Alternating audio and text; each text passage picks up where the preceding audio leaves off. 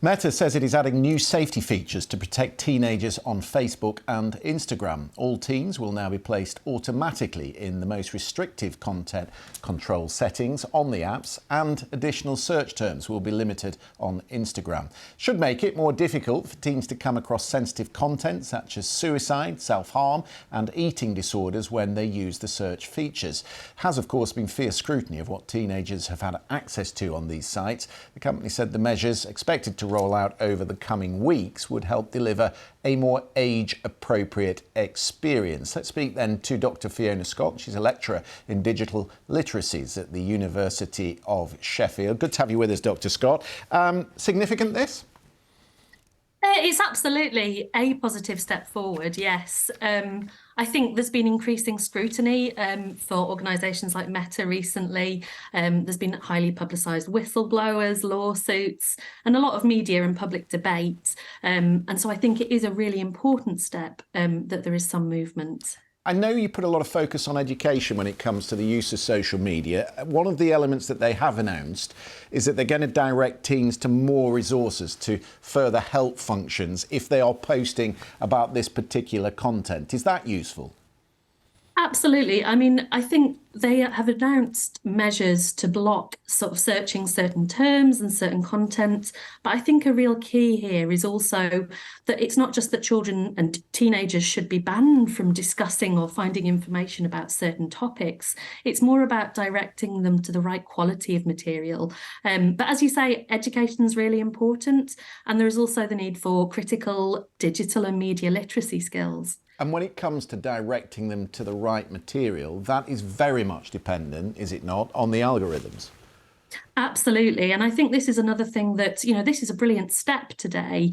But at the same time, I think a huge amount of the population, child, teenage and adult, don't fully understand the complexity of these algorithms and how they're working to direct us in sort of certain ways. Certainly in terms of putting content in front of us that is contentious, that might encourage debate, but also encourage harm through being, very emotionally evocative content, and also content that encourages dispute between people. As I said, they're going to put people automatically into a sort of the most restrictive content controls. But as we know, often children will lie about their age when they sign up to these social media sites. Has there been enough work done on verifying who is on these sites and what their age really is? I mean, absolutely. We know that children and young people do this. On the other hand, I think maybe the focus isn't so much on verifying that, but on making sure that we are making the experience of social media, sort of broadly speaking, safer and less harmful for everybody who's engaging with it.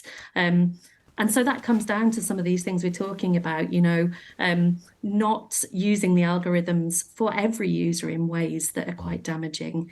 Every parent you speak to will tell you that their teenagers, mine included, spend an inordinate amount of time on Snapchat, on Instagram, on TikTok. What is the relationship, do you think, between social media and the mental health of our children? Yeah, and I think what's really difficult about this is that, as always, these messages are very diluted. At the end of the day, there are really positive things about social media and negative ones in terms of the mental health of children and young people.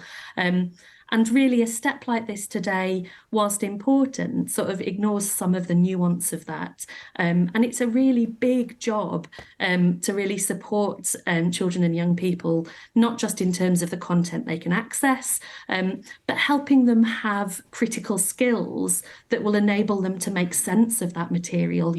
What is a valid source? How do I respond to this? Who could I speak to in real life if I need support with this? Because we know, of course, we've seen the effect that it has in the extreme cases and the children that have lost their lives. It's not by accident, of course, that this has come along right now. There is federal legislation pending in the United States which could go even further than this.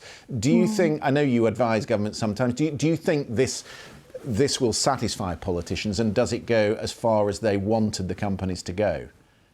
I mean, absolutely not. I think it's a positive step. And, some of the things that have been mentioned around suicide, self-harm, eating disorders, these are things that are clearly really emotional issues, and there will be things that people are happy to hear about. But at the same time, that they are just the tip of the iceberg in terms of the potential risks.